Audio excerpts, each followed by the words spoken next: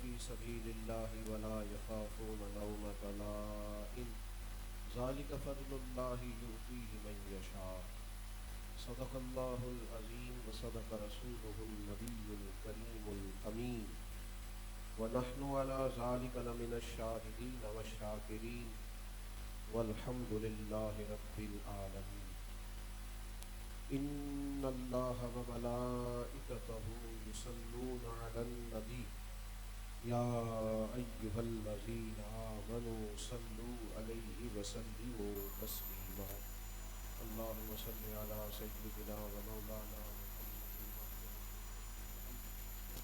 آله وصحبه وبارك وسلم. سارے حضرات درود شریف پڑھیے. الصلاۃ والسلام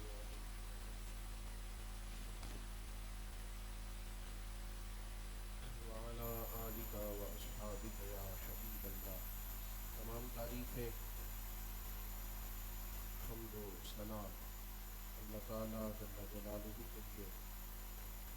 درود و سلام نبی اکرم نور مجسم شفیع معظم آقائے کل ختم رسول دانا سبل احمد مصطفیٰ جناب حضرت محمد مصطفیٰ صلی اللہ تعالی علیہ وسلم کی ذات والا صفات کے لیے حمد و صلات کے بعد انتہائی عزت و تکریم کے لائق حضرات، بزرگوں، دوستوں اور بھائیوں، بالخصوص حضرت علامہ مولانا محمد بشیر احمد فاروقی صاحب قبلہ دامت برکاتہم العالیہ، آج کی یہ نشست جس میں میں اور آپ حاضر ہیں، اعلیٰ حضرت امام اہل سنت مجدد دین و ملت حضرت اقدس الشاہ امام احمد رضا خان محدث بریلوی رحمۃ اللہ تعالی علیہ کی خوبصورت پروقار اور پرکیف یادوں سے سجائی گئی ہے. اللہ تعالی ہمارا یہاں جمع ہونا اپنی بارگاہ میں قبول فرمائے. اس محفل مبارکہ کو عقائد کی پختگی، اعمال کی درستگی اور ہمارے گناہوں کی معافی کا سبب بنائے. عزیز دوستو، انسان کے لیے زندگی کے اندر سب سے زیادہ ضروری نظریاتی طور پر پختہ ہونا ہوتا ہے. ہماری جو سوچیں ہوتی ہیں، ہمارے جو خیالات ہوتے ہیں اور جس نظریے کے ہم مالک ہوتے ہیں، وہی ہماری ساری زندگی پر غالب رہتا ہے. جو لوگ نظریاتی طور پر پختہ نہیں ہوتے اور جن کی فکریں مضبوط نہیں ہوتی اور جن کے خیالات خدا نخواستہ ٹوٹتے بکھرتے رہتے ہیں، وہ عملی جدوجہد نہیں کر پاتے، کمزور پڑ جاتے ہیں. یہ بات بھی اپنی زندگی میں ضرور یاد رکھیے گا کہ اگر آپ نظریاتی طور پر پختہ ہیں اور فکریں آپ کی بڑی اساسی اور بنیادی ہیں اور آپ نے اخلاص کے ساتھ کسی راہ کا تعین کر لیا ہے اور اس پر آپ کاربند ہیں، تو یہ بھی ضروری نہیں ہوتا کہ سب لوگ آپ کی تائید ہی کریں اور آپ سبھی لوگوں کی گڈ بک میں شامل ہوں تو پھر ہی آپ کوئی کارنامہ سر انجام دے پاتے ہیں. بلکہ عموماً یہ ہوتا ہے کہ جب انسان سفر کرتا ہے، جدوجہد کرتا ہے، کوشش کرتا ہے، تو اگر بہت سارے لوگوں کا وہ فائدہ کرتا ہے تو کچھ کے مفادات کو اس کی وجہ سے نقصان بھی پہنچتا ہے. اس کا لازمی نتیجہ یہ نکلتا ہے کہ بعض لوگ جب ان کی فکر سے، ان کے نظریے سے حق کی بنیاد پر رائے کا اختلاف کیا جاتا ہے تو وہ بجائے حق کو قبول کرنے کے بعض اوقات مخالفت کرتے ہیں. اور دنیا میں آپ کو کوئی شخص ایسا نہیں ملے گا جس کی معاذ اللہ ملامت نہ کی جاتی ہو، جس کو سب لوگ ٹھیک سمجھتے ہو. ایسا ہوتا نہیں اور یہ ہو نہیں سکتا کہ لوگ باتیں نہ کریں. البتہ امام شافعی رحمۃ اللہ علیہ فرماتے ہیں کہ لوگوں کی باتیں پتھروں کی طرح ہیں پتھروں کی طرح سخت، لیکن فرماتے تھے اگر کندھوں پہ سوار کرو گے نا ان باتوں کو تو وجود تھکنے لگے گا. اگر تم سمجھتے ہو واقعی یہ باتیں لغویات ہیں، فضول ہیں، تو کندھوں پہ سوار نہ کرنا، انہیں زمین کے اوپر رکھ کے ان کے اوپر کھڑے ہو جانا. اللہ اپنے فضل سے تمہارے قد کو اونچا فرما دے گا. جتنے بھی بزرگان دین انبیاء کرام علیہم السلام کے رستوں پر آپ کو چلتے نظر آئیں گے، انہوں نے جیسے جیسے ہی کام کا آغاز کیا ہے تو ایسا نہیں ہوا کہ سب لوگ پھول لے کے آ گئے ہوں اور ہر آدمی نے ان کی تائید کی ہو۔ ہم بعض اوقات بڑا کمزور پڑ جاتے ہیں اور ہم اصولوں پر ہونے کے باوجود بعض ایسے لوگوں کے ساتھ شامل ہو جاتے ہیں جو اصولی زندگی نہیں گزار رہے ہوتے، نظریاتی لوگ نہیں ہوتے۔ ہم سمجھتے ہیں شاید ان لوگوں سے ملنے سے کچھ بہتری آئے گی، ایسا ہوتا نہیں۔ ہر ایک کی گڈ بک میں آنا انسان کے لیے ضروری نہیں ہوتا، اور پھر اسلام کا یہ مزاج بھی نہیں ہے کہ آپ کے ساتھ کروڑوں لوگ ہی ہوں تو آپ کامیاب ہیں۔ یہ مزاج بھی حضرت نوح علیہ السلام نے 950 سال تبلیغ فرمائی ہے۔ کتنے لوگ تھے ان کے ساتھ؟ سینکڑوں کی تعداد بھی نہیں ہو سکی، لیکن جناب نوح علیہ السلام اس لیے کامیاب گئے کہ وہ نظریے پہ تھے اور نظریے کی بات کرتے ہوئے دنیا سے رخصت ہوئے۔ نظریے کی بات کرتے ہوئے اللہ کی بارگاہ میں حاضر ہوئے، چونکہ نظریاتی تھے۔ نظریہ کبھی نہ چھوڑا جائے، اپنے آپ سے یہ طے کیا جائے کہ میں جس نظریے پہ قائم ہوں مجھے حق کے ساتھ اسی کے لیے جد و جہد کرنی ہے۔ جو آیہ کریمہ میں نے قرآن مجید سے آپ کے سامنے اس کا کچھ حصہ تلاوت کیا، اس میں یہی مضمون اللہ تعالیٰ نے بیان فرمایا۔ اللہ تعالیٰ نے اپنے بندوں کی شان بیان فرمائی، فرمایا یجاہدون فی سبیل اللہ، وہ اللہ کے راستے میں جہاد کرتے ہیں، اللہ کے راستے میں جد و جہد کرتے ہیں۔ اور یہ بنیادی بات ہے کہ انسان یہ سوچے، غور کرے کہ میں راہ خدا میں ہوں کہ نہیں، میں کسی ذاتی مقصد کے لیے تو نہیں نکلا ہوا، میرے پیش نظر جو ترجیحات ہے وہ کیا ہے؟ وہ ذات کی ہے، وہ اپنے محض قبیلے کے لیے ہیں، کسی خاص دنیاوی مقصد کے لیے ہے معاذ اللہ، یا میں سچ مچ راہ خدا میں؟ یہ طے کریں۔ فرمایا رب کریم کے بندوں کی یہ شان ہے کہ یجاہدون فی سبیل اللہ، وہ اللہ کے راستے میں جہاد کرتے ہیں۔ اور پھر ایسا نہیں ہوتا کہ سبھی لوگ ان کی تائید کریں، کچھ لوگ ان کی ملامت بھی کرتے ہیں۔ تو قرآن مجید فرماتا ہے کہ وَلَا يَخَافُونَ لَوْمَةَ لَائِمٍ، وہ کسی ملامت کرنے والے کی ملامت کی پرواہ ہی نہیں کرتے، وہ خوف نہیں کھاتے ملامت کرنے والوں کی ملامت کی، وہ لوگ پرواہ۔ ادھر دیکھیے میں کیا عرض کر رہا ہوں، وہ پھر چونکہ وہ کیا ہے؟ یجاہدون فی سبیل اللہ، اللہ کے راستے میں انہیں اپنے ارادوں کی خبر ہے، ان کی نیتوں کا وضو ہے، وہ راہ خدا میں صحیح نظریے کی تبلیغ کے لیے نکلے ہوئے ہیں۔ اب جب کچھ لوگ ان کی ملامت کرتے ہیں تو اس ملامت کی پرواہ نہیں کرتے۔ رب فرماتا ہے ذالک فضل اللہ، یہ ان پر اللہ کا فضل ہے۔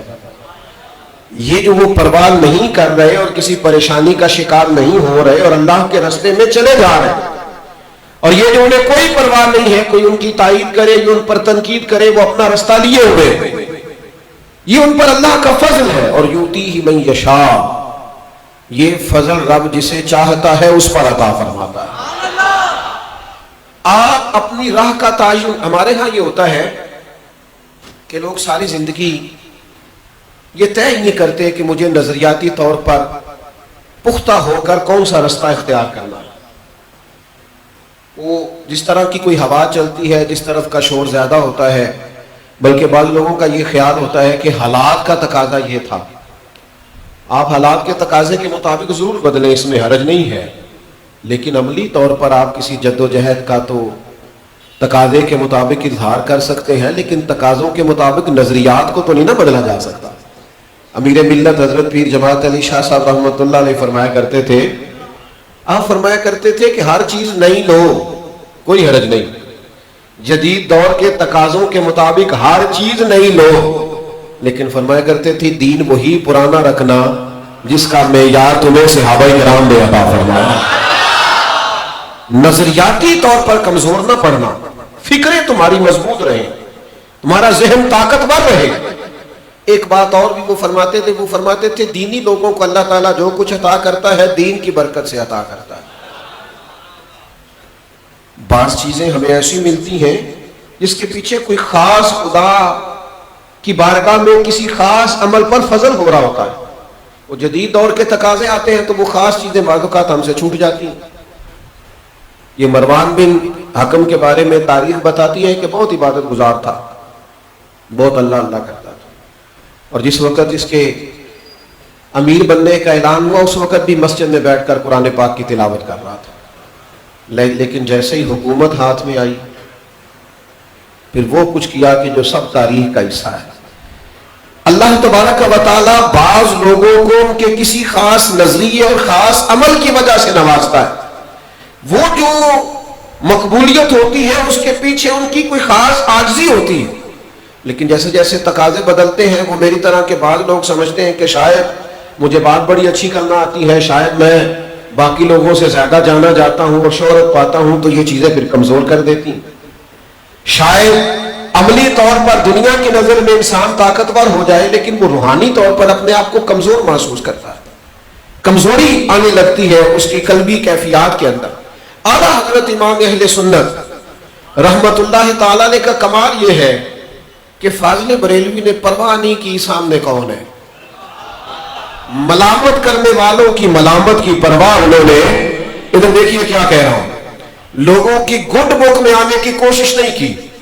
انہوں نے کہا یار میرا ایک نظریہ ہے, میری ایک سوچ ہے کہ میرے لیے سارا کچھ مدینے والے محبوب کی ذات ہے, اور اس نظریے کے بیچ کوئی چیز نہیں آئے گی, کوئی چیز. ہم کسی مصلحت کا شکار نہیں ہوں گے, ہم کسی جگہ کسی انداز میں بھی عقیدے پر سمجھوتا نہیں کریں گے, ہم مضبوط اور طاقتور رہیں گے.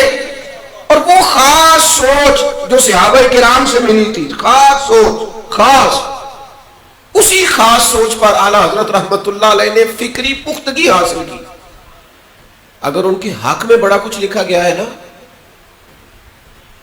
بڑی ان پر پی ایچ ڈی کے مقالے لکھے گئے, بڑا شاید ہی کسی شخص پر اتنا لکھا گیا ہو جتنا ان پر لکھا گیا, لیکن مزے کی بات یہ ہے ان کی مخالفت میں بھی بڑا کچھ لکھا گیا ہے, بڑا کچھ لکھا گیا ہے. اور یہ بھی حسن ہوتا ہے کسی شخص کا, یہ بھی کسی کا حسن ہوتا ہے.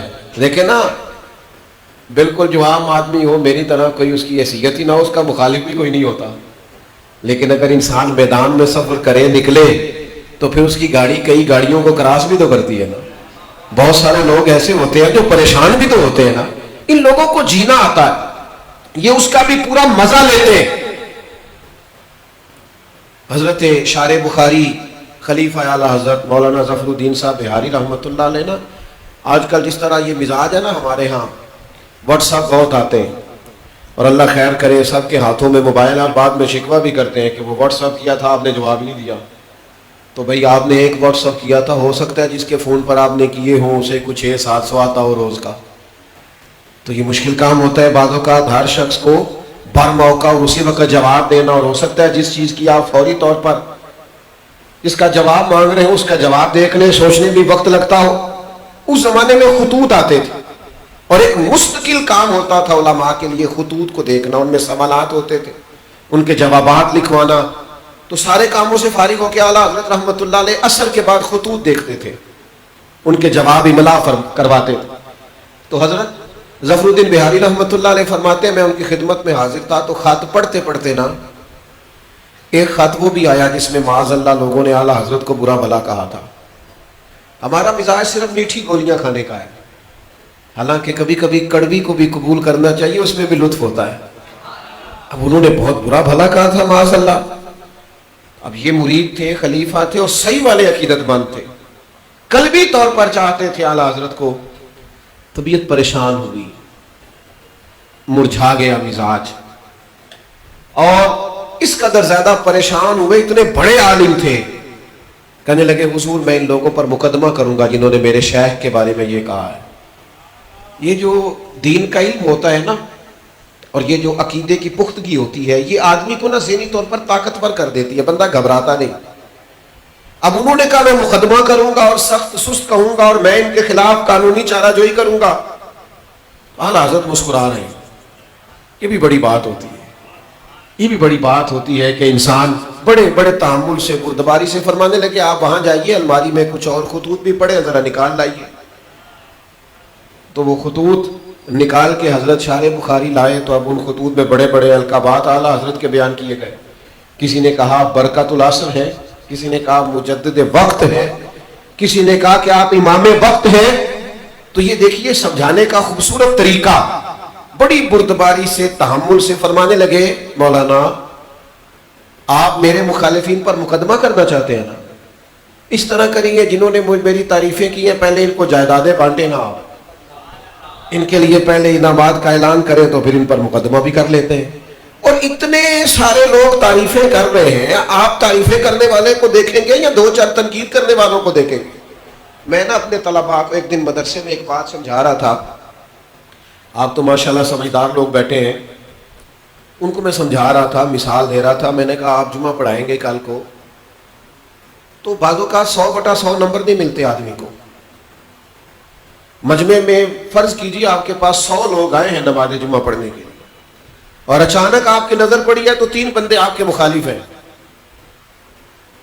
میں نے کہا یوں نہ کرنا کہ سارا جمعہ ان 3 پہ ہی لگا دو، اس لیے کہ وہ جو 97 بیٹھے ہیں وہ آپ سے پیار کرنے والے ہیں، وہ آپ سے سیکھنے آئے ہیں، فیض پانے آئے ہیں، کتاب و سنت کے اسباق پڑھنے آئے. آپ نے وہ 3 کو ذہن میں رکھ کے ساری بات کر دی، ان 3 کو نکال دو، ان 97 پر توجہ کرو جو رسول رحمت کی باتیں سننے آئے ہیں. زندگی آسان ہو جائے گی، آپ کو محسوس ہوگا کہ کام کرنے کے لیے گنجائش بن گئی. ہم نہ اور پھر عجیب ذہن بن جاتا ہے بعض لوگوں کا کہ وہاں جو 3 لوگ کھڑے ہیں شاید میرے بارے میں بات کر رہے ہیں. او بھائی آپ اتنے اہم نہیں ہیں، آپ کو غلط فہمی ہو گئی ہے، وہ کوئی اور بات کر رہے ہیں. وہ جو وہاں 4 لوگ بیٹھے شاید میرے مخالف بیٹھے ہیں، بھائی آپ کو غلط فہمی ہو گئی ہے، آپ سجدہ صاف کر لیں. ایسا نہیں ہے، وہ کوئی اور بات کر رہے ہیں، آپ بلا وجہ الجھ گئے. آپ نے اتنے سارے اپنے مخالف جان لیے. آپ کام کریں اور آپ نظریاتی رہیں اور آپ آگے بڑھیں اور اس سوچ سے آپ نکل جائیں کہ مجھے شاید نظریاتی طور پر بھی کمزوری دکھانی پڑے گی تو پھر ہی کام ہوگا. آپ نظریاتی بنیادوں پر مستحکم ہو جائیں، فکری توانائی پیدا کریں. اعلیٰ حضرت رحمت اللہ علیہ ایک سوچ کا نام ہے، ایک فکر کا نام ہے، ایک زاویہ نگاہ ہے. نبی کریم صلی اللہ تعالی علیہ وآلہ وسلم نے نا ایک یہودی سے گھوڑا خریدا تھا کہ بعض روایات میں اونٹ ہے. تو محبوب نے سودا کیا تو حضور اکیلے تھے اس کے ساتھ. تو آپ نے اسے کہا سودا طے پا گیا. فرمایا میں گھر جاتا ہوں اور میں پیسے لے کے آتا ہوں. ابو داؤد شریف میں آپ کو یہ روایت ملے گی. سرکار تشریف لے گئے تو پیچھے سے یہودیوں نے اسے کہا کہ تم نے تو سستا بیچ دیا ہے، تو مہنگا ہے. اب وہاں تھا ہی کوئی نہیں، وہ مکر گیا یہودی. کریم پیسے لے کے گھر سے تشریف لائے. فرمایا یہ پیسے لے لو، گھوڑا دے دو. کہنے لگا کون سا گھوڑا، کیسا گھوڑا، میں نے تو نہیں بیچا. اللہ کے محبوب علیہ السلام نے فرمایا یوں تمہیں مکرنا نہ چاہیے تھا، میں نے تم سے خریدا ہے، تم نے بیچا ہے، اب تم مکر رہے. بات تھوڑی سی بڑھ گئی، گفتگو ہونے لگی تو کچھ اور لوگ بھی جمع ہو گئے. انہی لوگوں کے بیچ محبوب کے ایک صحابی حضرت خزیمہ رضی اللہ تعالیٰ عنہ بھی تشریف لے آئے. اللہ اکبر. اب وہ جو گفتگو طویل ہوئی تو بعض لوگ ایسے ہوتے ہیں وہ بہت تیز ہوتے ہیں باتوں کی، اللہ جانتا ہے وہ کسی کو بات نہیں کرنے دیتے، بلکہ وہ تو اس طرح کرتے ہیں کہ وہ قطع کلامی معاف اور ساتھ ہی بات شروع. او خدا کے بندے پہلے پوچھ تو لے ہم نے معافی دی بھی ہے کہ نہیں. آپ نے تو گن پوائنٹ پہ معافی مانگ لی، فوراً بات شروع. ابھی تو ہم نے دی نہیں، آپ نے تو مانگی اور ساتھ ہی بات شروع کر دی. پہلے لے تو لو، ہاں تو کرا لو. بہت لوگ باتیں کرتے ہیں. کوئی بڑی باتیں کرنے والا شخص تھا، کیے جا رہا ہے باتیں اور قریب محبوب کھڑے مسکرا رہے. کہنے لگا اچھا بتائیے آپ کے دین میں ایسے مسائل کا کیا حل ہے اگر اس طرح کا جھگڑا ہو. تو حضور فرمانے لگے گواہ پیش کیے جاتے ہیں. کہنے لگا ٹھیک ہے اگر کوئی شخص گواہی دیتا ہے کہ میں نے گھوڑا بیچا ہے اور آپ نے خریدا ہے تو میں دے دیتا ہوں. اب وہاں کوئی موجود ہی نہیں تھا، گواہی کیسے دیتا. حضرت خزیمہ مجمع کے بیچ پیچھے کھڑے تھے، اپنے دونوں ہاتھ یوں بلند کیے، عرض کی حضور میں دیتا ہوں نا گواہی، میں حاضر ہوں نا، میں گواہی دیتا ہوں. آپ نے گھوڑا خریدا ہے، اس نے بیچا ہے. اس کی بات پوری ہو گئی. اس نے کہا تھا کوئی ایک کہہ دے تو میں دے دوں گا. وہ اس کا دعویٰ جو تھا وہ مکمل ہو گیا. اس کو پیسے دیے، گھوڑا لیا اور سیدنا بلال گھوڑے کو گھر لے کے جا رہے ہیں. اللہ کے محبوب نے نا جناب خزیمہ کو تھپکی دی اور تھپکی دے کے فرمایا یار ایک بات تو بتاؤ. یا آپ نے زیادہ توجہ کرنی ہے میری بات پر، زیادہ توجہ کیجیے گا. حضور فرمانے لگے تم نے تو دیکھا ہی نہیں تھا، گواہی کیسے دے دی؟ کیا جواب ہے، کیا نظریہ ہے، کیا سوچ ہے؟ جناب خزیمہ رک گئے اور پھر ہاتھ اٹھا کے اپنی آنکھوں سے آنسو پوچھنے لگے، عرض کرنے لگے یا رسول اللہ میں نے تو رب بھی نہیں دیکھا، میں نے تو آسمان کی خبریں آپ کے کہنے پہ مان لی ہیں، اتنی بڑی گواہی آپ کے کہنے پہ مان لی ہے تو گھوڑا تو چیز ہی کوئی نہیں۔ اب نظریہ بنا، اب نظریہ سنیے اب نظریہ بنا۔ اب فاضل بریلوی بولے اور فرمانے لگے یہ زندگی نظریاتی زندگی ہے۔ حضور کیا مطلب؟ فرمائے اس کا مطلب ہے انہیں جانا، انہیں جانا، انہیں مانا، نہ رکھا غیر سے کام۔ لوگوں للہ الحمد میں دنیا سے مسلمان گیا، میں نے نا محبوب کی زبان کو صرف ساری زندگی، جو صبح کہہ دیا دن ہے تو دن نکل آیا، جو شب کو کہہ دیا شب ہے تو رات ہو کے رہی، خدا نے ان کی زبان کو وہ اختیار دیا، جو نکلی منہ سے ان کے وہ بات ہو کے رہی، اور وہ زبان جس کو سب کن کی کنجی کہے اس کی نافذ حکومت پہ لاکھوں سلام۔ فرمایا بس ہم نے نظریہ بنا لیا، جو محبوب فرما دے، جس وقت فرما دے، وہ جس حال میں فرما دے۔ ہم نے محبوب سے ادھر ادھر ساری زندگی دیکھا، انہیں جانا، انہیں مانا، نہ رکھا غیر سے کام۔ للہ الحمد میں دنیا سے، میں آپ سے عرض کروں یہ زندگی بڑی نظریاتی زندگی ہوتی ہے، یہ زندگی بڑی تازگی والی زندگی ہوتی ہے۔ یہ لوگ تانا دیتے رہے ہمارے مشائخ کو بڑے بنیاد پرست ہیں، ہلتے ہی نہیں، تو میں کہا کرتا ہوں جس کی کوئی بنیاد ہوگی وہ ہلے گا کیسے؟ تمہاری بنیاد ہی نہیں ہے، تمہاری بنیاد ہی نہیں ہے تو تم تو کبھی ادھر جاؤ گے کبھی ادھر جاؤ۔ اعلیٰ حضرت رحمت اللہ تعالیٰ علیہ نے عقیدے کی بنیادیں مضبوط کی۔ کتنا الجھاؤ ہے آج دنیا میں، اور کتنا تضاد ہے آج نظریاتی، اور کتنی چیزیں ٹوٹ پھوٹ کا شکار ہیں۔ لیکن آپ یقین کریں جس وقت بھی کوئی شخص جس رنگ میں بھی کسی جگہ تھوڑا سا ادھر ادھر ہوتا ہے فوراً فاضل بریلوی یاد آتے ہیں۔ انہوں نے کہا تھا نظریاتی کمزوری نہ دکھانا، محبوب کے ہر صحابی کا احترام کرنا، نبی پاک کی اولاد پاک کے بارے میں اپنے دلوں میں ہمیشہ عقیدت اور احترام کے جذبے رکھنا، زندگی نظریاتی گزارنا، اور کبھی بھی ایسے لوگوں کی طرف نہ جانا جن میں ذرا بھی فکری تضاد پایا جائے۔ انہوں نے بڑے بڑے لوگوں کو نہیں دیکھا، بڑے بڑے جبہ و دستار کو نہیں دیکھا، فکری بنیادوں کو ساری زندگی مضبوط رکھا۔ ایک بات اور میرے بھائی، اعلیٰ حضرت کی زندگی میں آپ کو بڑی غالب نظر آئی، بڑی غالب، کہ جو محبت ہوتی ہے نا، محبت یہ نا ساری زندگی کو تازہ رکھتی ہے انسان کو۔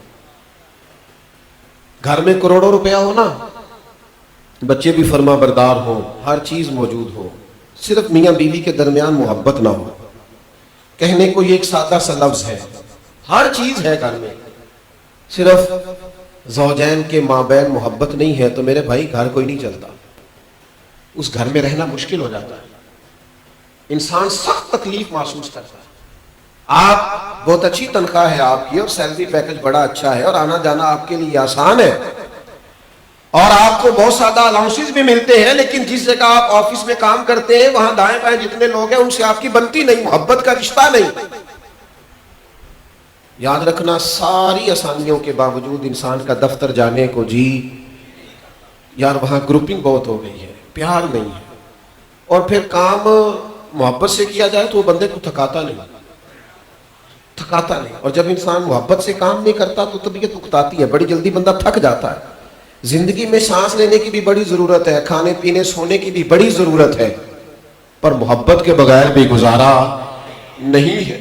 اعلیٰ حضرت رحمت اللہ تعالیٰ علیہ اس خوبصورت شخصیت کا نام ہے جن کے بڑے تعارف ہیں، وہ عصری علوم پر بھی پوری مہارت رکھتے تھے، دنیا کیا کر رہی ہے، عالمی دنیا کیا کر رہی ہے، اور مسلمانوں کو اس کے مقابلے میں کس لاہ عمل کے مطابق کام کرنا چاہیے اس پر بھی نظر رکھتے تھے۔ وہ قرآن مجید کا ترجمہ کرنے بیٹھتے تو صرف ترجمہ نہ کرتے بلکہ اس کی پوری ترجمانی کرتے، اور تمام تفاسیر کو سامنے رکھ کے مسلمانوں کو قرآن حکیم سمجھاتے۔ وہ جب حدیث کی بات کرتے تو وہ اس طرح حوالے ڈھونڈ ڈھونڈ کے لاتے کہ اس کے بعد پورے پورے ادارے بیٹھ گئے اور پھر جا کے تخریج کا کام مکمل ہوا. وہ جب جزیات لکھنے بیٹھتے فقہ اور اصول فقہ کے تو بڑے بڑے مفتیان کرام کہتے ہیں سمجھ نہیں آتی کہ یہ کیسے پڑھتے ہیں, یہ لکھتے اتنا کمال ہے تو اس سے پہلے مطالعہ کتنا کرتے ہوں گے. ہر معاملے میں ان کی گہرائی اور گہرائی اتنی پائے گی. ہم لوگوں پر نا ہمارا کام غالب ہو جاتا ہے. آپ ناراض نہ ہوئیے گا مجھ سے, یہ جج صاحب ہوتے ہیں نا, یہ گھر جا کے بھی جج صاحب ہی بن جاتے ہیں. ان کا دل کرتا ہے گھر والے بھی 2-3 فیصلے ہی کرا لیں. بھائی آپ گھر میں جج نہیں ہیں. ٹیچر کا خیال ہوتا ہے گھر جاؤں تو سب کو کون نکالو کتابیں سبق پڑھاؤں. آپ گھر میں ٹیچر صاحب, میری بات کو سمجھ رہے ہیں آپ کی مختلف جہتیں ہیں, حیثیتیں ہیں. کہیں آپ بیٹے ہیں, کہیں آپ باپ ہیں, کہیں آپ دادا ہیں, کہیں آپ شوہر ہیں. آپ کو ہر مقام پر اپنی حیثیت کو سمجھنا ہے. کہیں کوئی آپ کے سامنے آپ کا حکم ماننا ہے اور کہیں آپ کو کسی کا حکم ماننا. ہم بعض اوقات اپنے کام کا اتنا غلط, جی میں باہر سے بڑا آیا ہوں تو میں تھکا ہوا آیا ہوں. بچوں کو وقت نہیں دیتے, ان کو ذرا لے جاؤ میری طبیعت ٹھیک نہیں. یہ ساری چیزیں انسان کی طبیعت کو خوش کر دیتی ہیں, اس کے ذہن کو سخت کر دیتی ہیں, اس کے مزاج کو بعدوں کا ترشرو کر دیتی ہیں. آپ اپنے لہجے میں حسن رکھیں. آپ جو کام کرتے ہیں باہر کی پریشانیاں ذرا باہر چھوڑ دیں تھوڑی دیر کے لیے. گھر میں آپ بیوی کا لباس ہے, وہ آپ کا لباس ہے. اس بیچاری کو آپ سے 2 باتیں کرنی ہیں اور جو آپ سے ہو سکتی ہیں وہ کسی اور سے نہیں ہو سکتی. والدہ جو آپ سے کہہ سکتی ہے وہ کسی اور سے کہہ سکتی. بچوں کو آپ کے ساتھ کھیلنا ہے, آپ کے کندھوں پر سواری کرنا. ہم اپنی نا چیزوں کو غالب کر لیتے ہیں. لوگ کہتے ہیں کہ جو لوگ مناظرانہ گفتگو کرنے والے ہوتے ہیں, فقہی کام کرنے والے ہوتے ہیں, سوالوں کے جواب ان پر کام کا بوجھ ہوتا ہے بہت زیادہ. بعض اوقات ان کی طبیعت میں خشکی آ جاتی ہے, سب جگہ نہیں, بعض اوقات کہیں کہیں.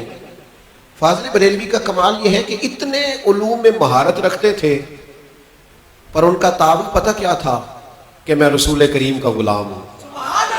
یعنی سارا دن سوالوں کے جواب ہیں, فقہی جزیات ہیں, بڑے بڑے دلائل ہیں, بڑا کچھ لکھنا ہے, لیکن وہ تازہ دم رہے. کیوں کہ جب رات ہوتی تھی تو وہ فرماتے تھے ان کی مہک نے دل کے غنچے کھلا دیے, جس راہ چڑھ دیے ہیں کوچے بسا دیے ہیں. ان کا مزاج تھا کہ وہ ہر وقت نعت مبارکہ کے اندر اپنے آپ کو پوری طرح محبت رسول کے جام کے اندر محو رکھتے, طبیعت کو تازہ رکھتے اور فرماتے اے عشق تیرے صدقے جلنے سے چھٹے سستے, جو آگ بجھا دے گی وہ آگ لگائیے, جو آگ بجھا دے گی وہ آگ. ہم بھی محبت کرتے ہیں, نہیں مانتے کچھ لوگ مانتے ہیں. ڈھیر سارے لوگوں کا پیسوں سے پیار ہوتا ہے پر ماننے کو تیار نہیں ہوتے. میں اپنے بعض لوگوں سے دل لگی بعض دوستوں سے کرتا ہوں. کبھی کبھی میں کہتا ہوں یار تیرے پاس پیسے نہ ہو تو تیری طبیعت بھی ٹھیک نہیں لگتی, اور تیری جیب میں پیسے ہوں تو تیری صحت بھی ذرا. ہوتا ہے پیار, لوگ نہیں, شہرت سے بھی پیار ہوتا ہے, 2-4 لوگ تعریف کر دیں مولانا بڑی بات ہے, آپ کی بڑی بات ہے, تو بعض لوگ طبیعت ٹھیک رہتی. محبت تو ہم کرتے ہیں نا میرے بھائی. اگر محبت دولت سے, شہرت سے, اقتدار سے, چاہا جانے سے ہو جائے گی تو دل اور رنگ اختیار کر جائے. لیکن اگر محبت ہوگی نا رسول رحمت سے, آپ یقین کریں طبیعت ٹھنڈی رہے گی. جتنا ڈپریشن دنیا میں پھیل گیا ہے, ٹینشن پھیل گئی ہے, انزائٹی کے مریض بڑھ گئے, ان کا ایک ہی حل ہے کہ رات کو باوضو سوئیں اور حضور کی نعت سن کے سوئیں اور درود پاک کا ذائقہ لے کر سوئیں. اپنے محبوب کریم علیہ السلام کو, محبوب حجازی کو دل میں بسا کر سوئیں. آپ یقین کریں حل نہیں ہے اس کے علاوہ امت کا اور کوئی حل نہیں. ٹھوکریں کھاتے پھرو گے ان کے در پہ آ پڑو, قافلہ تو ہے رضا اول گیا آخر گیا.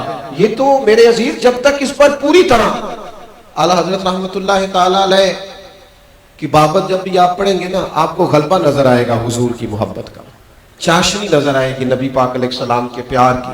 اور اتنے بڑے عالم ہیں, اتنا بڑا اللہ تبارک و تعالیٰ نے انہیں حافظہ عطا فرمایا, انشراح صدر دیا, اور وہ جس سمت آ گئے وہ سکے بٹھا دیے. لیکن جب حضور کی محبت کی بات آتی ہے نا تو پھر وہ بعض جگہوں پہ یوں بھی کہتے ہیں کہ طیبہ نہ صحیح افضل, چلو مکہ ہی بڑا ظاہر. وہ نا آپ میری بات کو سمجھیں, دلائل رکھتے ہیں، ان کے پاس سمبار ہے دلائل کا، لیکن وہ کہتے ہیں ہر جگہ کوئی مناظرانہ باتیں ضرور کرنی ہے، ہر جگہ کوئی ضروری ہم تمہیں دلیلیں دیتے پھریں، ہر جگہ کوئی ضروری ہے کہ ہم تمہیں نکال نکال کے حوالے دکھائیں گے. فرمانے لگے طیبہ نہ صحیح افضل اور چل مکہ ہی بڑا ظاہر. پر ہماری بھی مجبوری سمجھنا، ہم عشق کے بندے ہیں، تو ہماری مجبوری بھی تو سمجھنا. یہ میں بڑا کھولا ہے میں نے اس شعر کو، پر میں سمجھ نہیں سکا، اتنا بڑا آدمی. اور یہ والی بات جو ایک تو ہے نا میری طرح کا بندہ جو دلائل نہیں رکھتا اور پوری طرح وثوق نہیں رکھتا، اتنا بڑا شخص جو علم پر اتھارٹی ہے، جن کی ایک ایک کتاب کو کھولا جائے تو پی ایچ ڈی کا مقالہ بنے، وہ کہتے ہیں چلو ٹھیک ہو گیا نہ تو ہمارے ساتھ بحث کر، ہماری مجبوری سمجھ. طیبہ نہ صحیح افضل مکہ ہی بڑا ظاہر، ہم عشق کے بندے ہیں. کیوں بات بڑھائی ہے دوستو؟ محبوب حجازی کے قدموں میں پوری طرح لگ جانا، پوری طرح جڑ جانا اپنے محبوب سے، پوری طرح. محبوب کریم علیہ السلام دیکھو نا، ان کے پاس الفاظ اتنے زیادہ تھے کہ کبھی ان کا کلام پڑھے نا، زمین و زمان تمہارے لیے، مکین و مکان تمہارے، کبھی پڑھے تو ایسے محسوس ہوتا ہے جیسے لفظوں نے خود ہاتھ باندھے ہوئے کہ حضور ذرا مجھے لکھیے گا، ذرا مجھے لکھیے گا، ذرا مجھے لکھیے گا. یعنی بہت پڑھے لکھے لوگوں کو بھی بعض دفعہ نا ڈکشنری منگانا پڑ جاتی ہے کہ بھلا یہ لفظ جو ہے کس زبان کا ہے اور کس طرح انہوں نے اس کو شعر کے اندر جو ہے وہ وزن بھی پورا ہے، مفہوم بھی اعلیٰ ہے اور خوبصورتی بھی پوری ہے. لیکن جب بات آتی ہے نا حضور کی اولاد پاک کی، وہ جب انسان کے پاس وہ سمجھتا ہے نا لفظوں کا ذخیرہ ختم ہو رہا ہے، تو پھر وہ کہتا ہے کیا بات ہے، کیا بات، یہاں اتنی بات کرتا ہے، کوئی لفظ نہیں بیان کرتا، کہتا ہے کیا بات. حضور کی اولاد پاک کی بات آئی ہے نا، رسول پاک کے گلشن رانا کی بات آئی، حضور سید عالم علیہ السلام کے مقدس خاندان کی بات آئی ہے، تو ان کے پاس بڑے لفظ تھے، بڑا کچھ کہہ سکتے تھے، پر اعلیٰ حضرت نے الفاظ چھوڑ دیے. کہنے لگے کیا بات رضا، بس چھوڑ، زیادہ باتیں نہیں کرتے، چپ کر مہر علی ہونے تھے جا نہیں بولن دی. کہنے لگے کیا بات رضا، یعنی میں اس پر کلام کیا کروں. اور جو اگلا شعر ہے وہ پچھلے سے دیکھیں جڑتا کیسے. کہنے لگے کیا بات رضا اس چمنستان کرم کی، زہرا ہے کلی جس میں، یعنی زہرا ہے کلی جس میں. تم کہتے ہو میں اس چمنستان پر بات کروں، میں اس گلشن کی بات کروں، اس پر کلام کروں جس کی کلی کا نام سیدہ فاطمہ زہرا ہے، اس پر بات کروں. اور یہ صرف میرے امام کا عقیدہ ہے، جھوٹے دعوے کرنے والوں، یہ صرف میرے امام کا عقیدہ ہے. وہ کہتے ہیں ابھی تو سید زادہ پہلے دن بھی اسکول میں نہیں گیا، ابھی تو الف با تا سا بھی نہیں پڑھا، کوئی ڈگری نہیں، کوئی نماز نہیں، صرف مسلمانوں کے گھر میں اور سادات کے خاندان میں صحیح العقیدہ گھر میں آیا ہے. یہ صرف میرے امام کا نظریہ ہے کہ تیری نسل پاک میں ہے بچہ بچہ نور، یعنی بچہ بچہ نور کا. حضور کس طرح؟ تو فرمانے لگے اس لیے کہ تو ہے عین نور، تیرا سب گھرانہ ہی، تیرا سب گھرانہ. کیا بات رضا اس چمنستان کرم کی، زہرا ہے کلی جس میں، حسن اور حسین پھول. اتنی بڑی بات، اتنا بڑا پیار، اتنا بڑا درد. یارو سنو، ایک شہزادہ اعلیٰ حضرت کے گھر میں نا سادات کا آ گیا کام کرنے کے لیے. بچے آتے تھے نا گھروں میں کام کرتے ہیں، پتہ نہیں تھا اس کو نوکری پہ رکھ لیا گیا. ویسے فاضل بریلوی خود کہتے ہیں میں خانہ زاد کہنہ ہوں، صورت لکھی ہوئی، میں خانہ زاد کہنہ ہوں، صورت لکھی ہوئی، بندوں کنیزوں میں میرے مادر پدر کی ہے. میں کوشش کروں گا پر میں آپ کو یہ شعر سمجھا نہیں سکتا، میں پہلے اعتراف کرتا ہوں سمجھان. کہتے ہیں میں خانہ زاد کہنہ ہوں، یا رسول اللہ میں کوئی نیا نہیں ہوں، میں آپ کا خاندانی غلام ہوں. وہ کہتے ہیں نا خاندانی نوکر ہوں، فلاں کے گھر میں میرا والد، میرا باپ، میرا دادا، پردادا سب. میں خانہ زاد کہنہ ہوں، صورت لکھی ہوئی. کہتے ہیں حضور ہمارے نام نہیں لکھے آپ کے رجسٹروں میں، آپ کے غلاموں کے جو رجسٹر ہیں ان میں ہمارے نام نہیں، حضور ہماری صورتیں لکھی ہوئی. صورتیں، ہماری شکلوں سے واقفیت ہے کہ ہم غلام ہیں. اور کس کس کی واقفیت ہے؟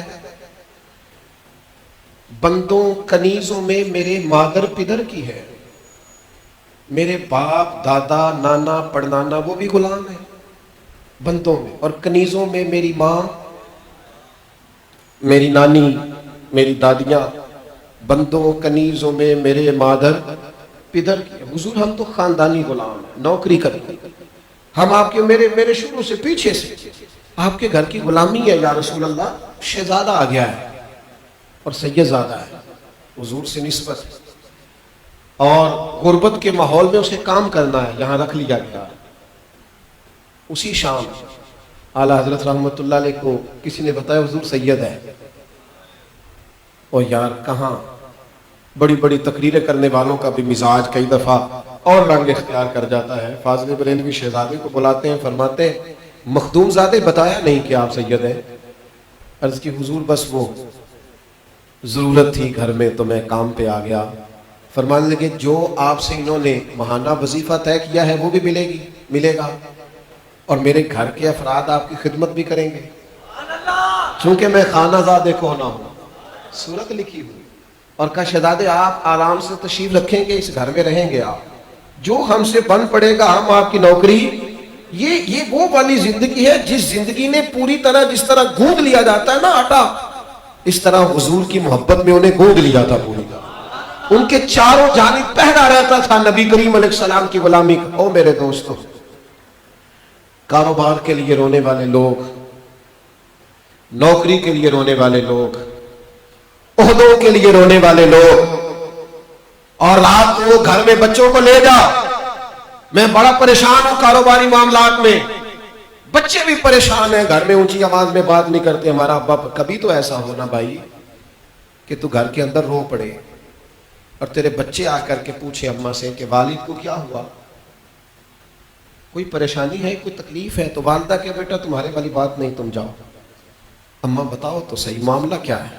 بیٹا تم جاؤ نا. بچے اصرار کریں کہ آخر وجہ کیا ہے؟ والد کو کبھی اس طرح ٹوٹ کے روتے دیکھا نہیں. تو کبھی تو ایسا ہونا کہ ماں کہے بیٹا تمہارے والد کو نا حضور کا مدینہ یاد آتا ہے.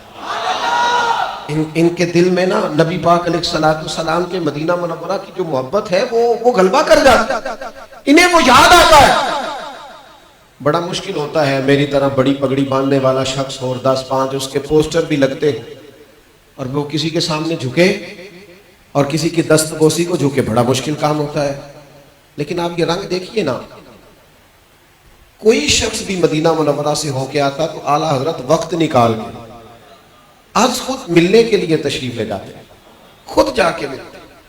ایک جوتے بنانے والا موچی بریلی شریف میں مدینہ منورہ کی حاضری دے کے آیا، خود تشریف لے گئے. کہا آپ حج کر کے آئے ہیں، مدینے گئے تھے؟ کہ حضور چند دن کی حاضری رہی. اتنا بڑا قد ہے، اتنا بڑا علمی نام ہے، سینکڑوں لوگ ان سے، لاکھوں کروڑوں لوگ ان سے وابستگی اعزاز جانتے ہیں. آپ مدینے سے ہو کے آئے، حضور کا شہر نور دیکھ کے آئے ہیں. عام آدمی جوتے بنانے والا فاضل بریلوی رحمت اللہ علیہ کہنے لگے ذرا اپنے پیر نکالنا مجھے چومنے. عجیب منظر ہے، عجیب رنگ ہے، نسبتوں کا یہ والا اکرام، یہ والا درد. ہم نا بحثوں کی دنیا میں چلے گئے ہیں. ہم نے کثرت کار کی وجہ سے اپنے دلوں کو سخت کر لیا. وہ جو نعت رات کو ذائقہ دیتی تھی نا، نعت خانوں سے معذرت کے ساتھ، کبھی کبھی کچھ نعت خواہ کہتے ہیں ہمیں بھی 5 منٹ کی حاضری لگوانی ہے. تو میں کہا کرتا ہوں کہ 3000 آدمی بیٹھا ہو تو صرف اسی وقت نہیں حاضری لگتی، تو اکیلے بیٹھ کے بھی حضور کی نعت پڑھ پھر بھی حاضری لگ جائے گی. اور یہ نعت سب کو پڑھنی چاہیے تاکہ دلوں کے اندر محبت پیدا ہو. تنہا بیٹھ کے حضور کی نعت سننی چاہیے. ایک تو اعلیٰ حضرت نے ہمیں نظریاتی پختگی دی ہے، کبھی کمزور نہ پڑے، کبھی کمزور نہ پڑے، اور ناز سے جیے. کہ آپ کو اعلیٰ حضرت نے وہ والا عقیدہ دیا ہے جو عقیدہ صحابہ کرام اور اہل بیت اطہار کا عقیدہ ہے. آپ بطور ناز زندگی گزارے، اور میں پورے انشراح صدر کے ساتھ کہہ رہا ہوں، اور میں پورے یقین کامل کے ساتھ آپ کی خدمت میں عرض کرنا ہوں، اگرچہ چھوٹا آدمی ہوں. خدا را نظریہ اصل ہے، نظریہ بنیاد ہے، نظریے سے کبھی کمزوری نہ دکھائیں. اور دوسری بات یہ کہ کہ اپنی زندگی حضور کی غلامی والی بنائیں، محبت والی بنائیں، آپ کریم محبوب سے پیار کریں، اپنے دل کی چاہتوں کو ہمیشہ تازہ رکھیں۔ یہی اعلیٰ حضرت رحمت اللہ علیہ کا پیغام ہے۔ وہ حضور کا ذکر پاک کرتے، نبی پاک کی نعت لکھتے، حضور کے فضائل شمائل خصائل بیان کرتے، ساری زندگی انہوں نے رسول رحمت علیہ السلام کی بات کی، ہر وقت حضور کے اذکار میں انہوں نے وقت گزارا۔ آج دیکھیے نا زمانہ بیت گیا ہے، لیکن ان کا کلام چھیڑ دیا جاتا ہے تو لوگوں کے دلوں میں محبت رسول پیدا ہو جاتی ہے، اس لیے کہ نظریہ یہ ایک ہے کہ حضور سے پیار کرنا ہے۔ اپنی زندگی میں یہ دو چیزیں جو ہمیں اعلیٰ حضرت نے دی ہیں، ان سے کبھی پیچھے نہ ہٹیں۔ ایک تو عقائد پختہ، ہم انسان ہیں، بڑی جگہوں پہ عملاً کمزوریاں رہ جاتی ہیں، لیکن نظریاتی طور پر کبھی کمزوری نہ رہے۔ اور دوسری بات یہ کہ حضور سے پیار کریں۔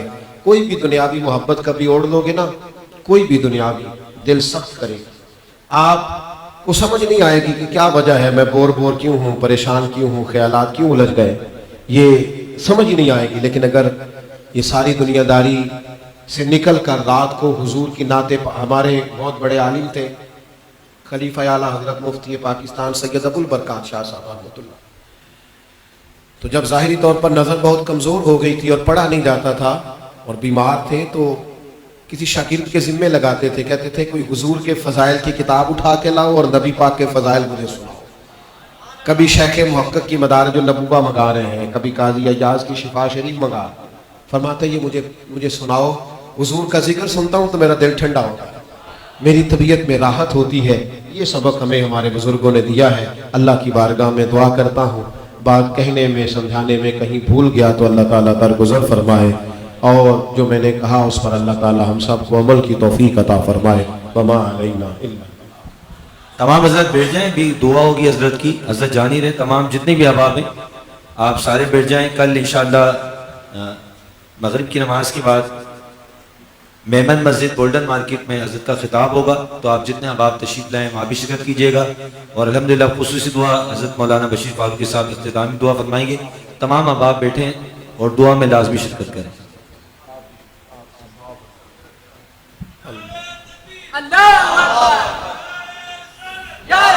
الحمدللہ رب العالمین والعاقبۃ للمتقین والصلاة والسلام علی سید الانبیاء والمرسلین۔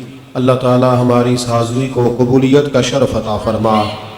اللہ کریم ہم سب کے گناہوں کو معاف فرما، ہماری غلطیوں سے درگزر فرما، علم نافع عمل صالح کی توفیق عطا فرما، عقائد کی پختگی نصیب فرما۔ اللہ کریم اپنے محبوب کریم علیہ السلام کے دروازہ پاک کی ہمیں گدائی اور غلامی عطا فرما۔ اللہ نیک بننے اور نیکی پھیلانے کا ذریعہ بن جانے کی توفیق عطا فرما، بدی سے بچنے اور دوسروں کے لیے بچنے کا اہتمام کرنے کی توفیق عطا فرما۔ اللہ تعالیٰ سجدوں کا ذوق عطا فرما، عبادتوں کا شوق عطا فرما، تلاوتوں کی لذت عطا فرما، صبر و شکر کی نعمت عطا فرما، قناعت، خودداری اور عزت نفس عطا فرما۔ اللہ کریم شر نفس سے، شر شیطان سے اور بکھری ہوئی خواہشات کے فتنے سے ہم سب کو محفوظ فرما۔ امت کے حق میں رحمت والے فیصلے فرما، عالم اسلام پر فضل فرما، پاکستان پر اپنا خاص فضل و احسان فرما۔ اللہ اس ادارے کو ترقیاں اور کامیابیاں عطا فرما اور خدمت دین متین کی توفیق عطا فرما۔ اللہ کریم ہم سب کو دنیا اور آخرت میں پردہ پوشی نصیب فرما، ہمارا خاتمہ بالخیر بالایمان فرما۔ ہم جو جانتے ہیں، جو سمجھتے ہیں، جو کہتے ہیں، اس پر ہمیں عمل کی بھی توفیق عطا فرما۔ مالک ہمارے حق میں جب بھی فیصلے فرما، رحمت والے فرما، درگزر والے فرما، ہماری آنے والی نسلوں پر اپنا فضل فرما۔ اللہم انا نسألک العفو والعافیۃ فی الدین والدنیا والآخرہ، رب اغفر وارحم وانت خیر الراحمین۔ اللہ حضرت کو صحت عطا فرما، سلامتی عطا فرما، امور خیر میں ان کی مدد فرما۔ اللہم رب اغفر وارحم وانت خیر الراحمین، وصلی اللہ تعالی علی حبیبہ سیدنا و مولانا۔